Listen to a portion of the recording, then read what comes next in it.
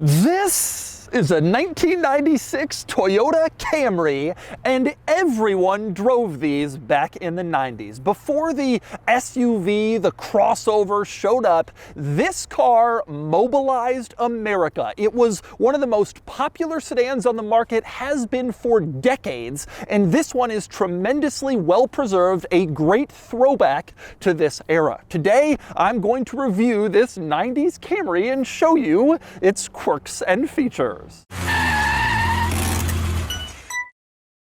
Before I get started, good news, this Camry is currently for sale and it's being auctioned live on Cars and Bids. This Camry is a one-owner car with less than 20,000 miles. It is truly a time capsule to the family sedan of the 90s, and it can be yours on Cars and Bids with no reserve. So, once you finish watching this video, click the link in the description below to visit the live auction for this Toyota Camry, where you can bid on it and buy it only on Cars and Bids. All right, time for the quirks and features of the tremendously unquirky third generation Toyota Camry. But let me start with an overview, because even though this car isn't very quirky, it is certainly a legend. So, the Toyota Camry, one of the most recognizable nameplates anywhere in North America. It came out in the early 1980s as Toyota's midsize sedan. This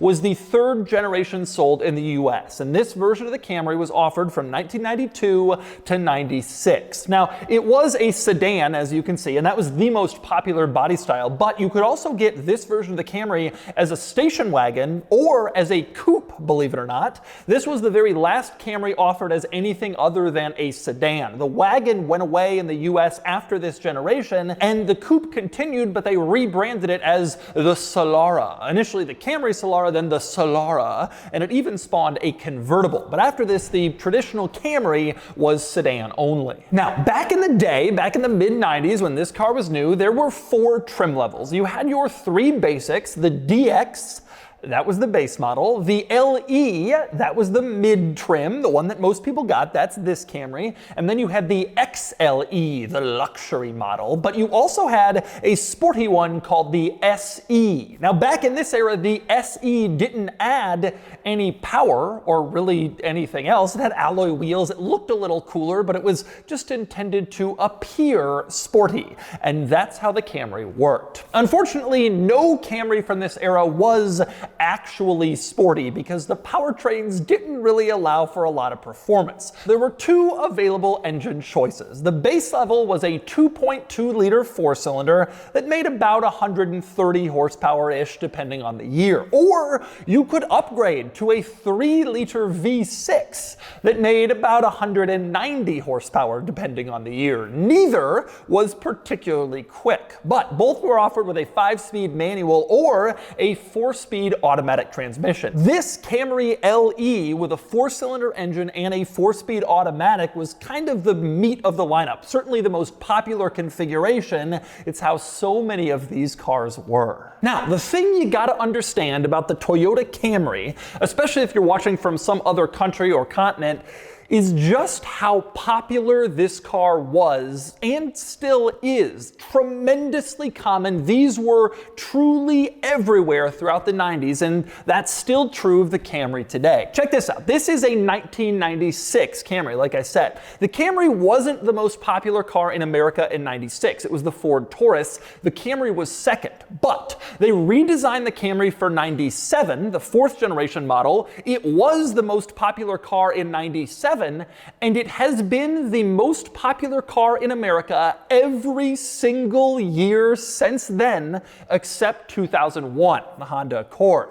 Every single year, the Camry for 25 years has been the most popular car. Now, trucks have been more popular, and as the crossover and the SUV have come out, they too have risen in popularity. But as far as cars go, the Camry is the car. And this is certainly an interesting trip down memory lane to see how the car was almost 30 years ago. So, before I talk through all the quirks, or in this case, maybe the individual quirk I want to talk about why the Camry was so popular then and still today. And the reason is it succeeded in doing something that seems very simple by modern standards. It provided reliable family transportation. That was it.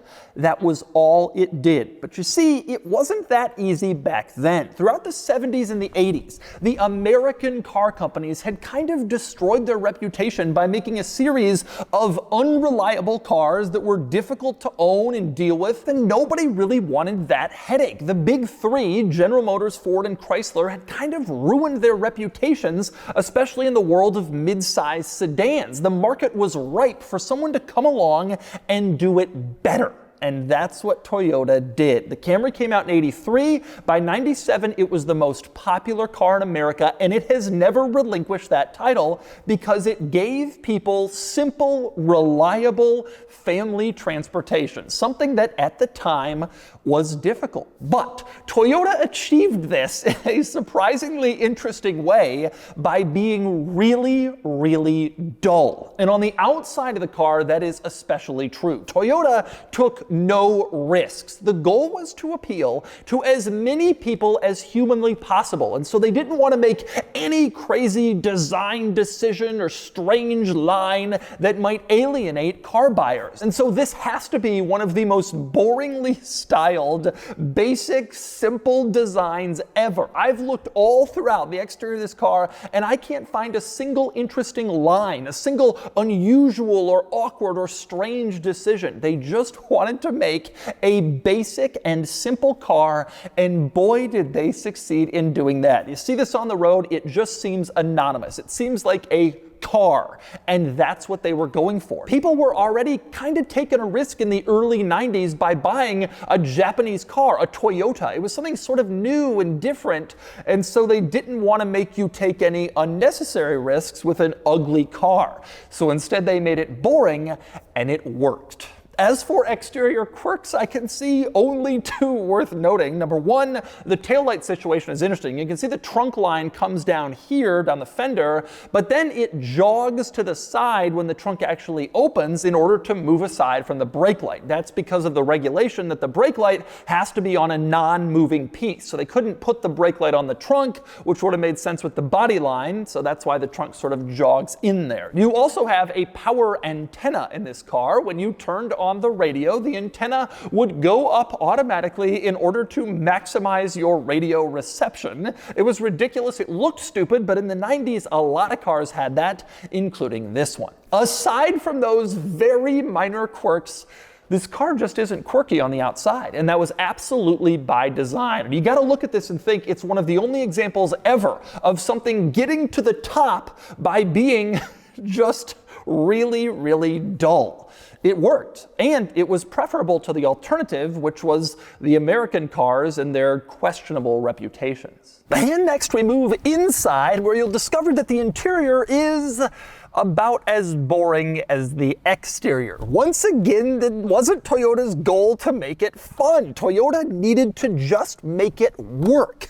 The more I think about it, the American brands had basically fumbled the ball. All Toyota had to do was pick it up with no defenders around them. It was an easy play if they could just not screw it up. And so they were very cautious and conservative with every aspect of the car, inside and out. And clearly that includes the interior, which just doesn't take any risks at all. A basic, boring 90s interior with all the basics you would want. Power locks, power mirrors, power windows, an automatic transmission, air conditioning, and a cassette player. That's what you got, and it worked. And that's what you really got. Now, with that said, there are a few more interesting quirks in the interior than on the outside. For example, you have the world's worst cup holders. They pull out from here. Pull this out, and you can see they're just a total crappy afterthought. In the early 90s, a lot of cars didn't have cup holders, and they sort of became common in the mid-90s. When the Camry was redesigned in 97, they added larger built-in fixed cup holders, but this car had these little flimsy afterthoughts, and it just was how you had to make do. Also in this vicinity, you can see a button marked ECT, and there's two options it displays for you. There's power and normal. I remember a lot of Toyotas had this button in this era, the ECT power button. If you wanted a little extra kick, you would push it, and then I don't even know what it would do. It certainly wouldn't give you a boost of power, maybe tighten throttle response a bit or shifting, and make it feel just a little bit faster, which was important considering you only had about 135 horsepower in this car. Now, there's also another transmission-related button that's hidden here. It's under the gear selector button. You can see this little one here. You push with your thumb. That would activate overdrive. Now, this car had a 4-speed automatic, but if you turned on overdrive on the freeway, it would lower your engine revs in order to almost simulate a 5th gear and get you slightly better fuel economy. At least that was the thinking before they actually went into the world of 5, 6, 7-speed automatics. Next up, here's a somewhat interesting quirk. Right below the stereo head unit, the tape deck, you can see this little panel with a handle on it. You open that up, and it's a storage compartment where you can put stuff if you want. But actually what it is a blank space where you could have had a CD player if you got that option. If you didn't, you had a smaller deck and then this storage below. The CD player took up the whole space. But this is a mid-level Camry LE, cassette tape only. It also missed out on other beautiful XLE features like alloy wheels, a power sunroof, and that CD player. Would have all been nice luxuries, but not for this car. And by the way, speaking of storage, one nice quirk to the left of the steering wheel, under the dashboard, you can see this little panel. Open it, and there's a little storage compartment here where you can put coins or whatever you might want. A nice little addition. One other nice quirk, a good piece of design, is the sun visors, which you can see they curve at the end and come all the way towards the interior rear view mirror. The cool thing here is when you put the sun visor down, it then blocks the space between the mirror and the windshield, meaning that there's full windshield coverage here. There's no real space for the sun to peek in. It's a kind of neat idea. Not every car with sun visors had this feature, but the Camry did. It was a good piece of design. As for actual interesting quirks and unusual weird things, I can see only one real, very small risk Toyota took in this interior, and that's the gauge cluster, which is this 2-level cluster. The main level has your tachometer and your speedometer, but then behind that and curved around the edge, you have your engine temperature on the left side and your fuel gauge on the right. This is not anything particularly interesting. I wouldn't even mention it in 95% of car reviews, but in this one, it's about as interesting as it got in here. Just a slightly curved gauge cluster. That was their brand of excitement. Sitting in here, it really does hit you just how basic this car is. And I want to stress, it's not bad, like some crappy 70s or 80s car that's missing stuff and poorly designed. It's not at all like that. It's just basic, simple. Toyota really wanted to keep this thing to the basics and not take any risks, and boy, does that show in this interior. And next up, we move on to the back seat of the Camry, where you discover that, well, it's here, it exists, and actually that was a big selling point of this car. It was reliable and it was family transportation. It had a back seat you could sit in, and indeed, it is surprisingly roomy back here. Decent headroom, decent legroom. That was another example of Toyota simply getting it right. A back seat that you had room for the family in a reliable car. Again, they couldn't screw anything up. They didn't want to make it too small, too tight, and they didn't. And you fit back here and it works well, and that was, surprisingly enough, a big selling point. Other than that, in the back seat, there is nothing of note back here. You have a center armrest, as you can see. It does not include cup holders. Even that armrest was kind of a luxury. You also have an ashtray back here where you can deposit your cigarette ashes, but other than that, there's no device charge ports, there's no cup holders, there's nothing in the back seat of this car. I remember my dad had a 98 Camry. That was the next generation car, but it was very similar, and so many days, weeks, hours, months were spent sitting in this back seat with nothing to do, just looking out the window, and that was my life as a kid in the back of a very similar car to this. And finally, we move on to the last Camry's selling point, which is the trunk, which is surprisingly large, as you can see. And this too was a fairly big deal because, again, they just had to give you a decent sized trunk, good practicality, and a decent sized back seat in a reliable car. That was it. The bar was low, and they did it. And you can see this trunk delivers nice and sizable, and you couldn't really complain about it because it had the space and the practicality you needed. And there's a little storage tray off to the left side where you could stick smaller stuff if you wanted. Nothing special, no frills, just like the rest of this car, but it worked and it was useful and practical, and that's what they needed to do. And they did it. And the sales numbers prove it. All right, driving the 1996 Toyota Camry.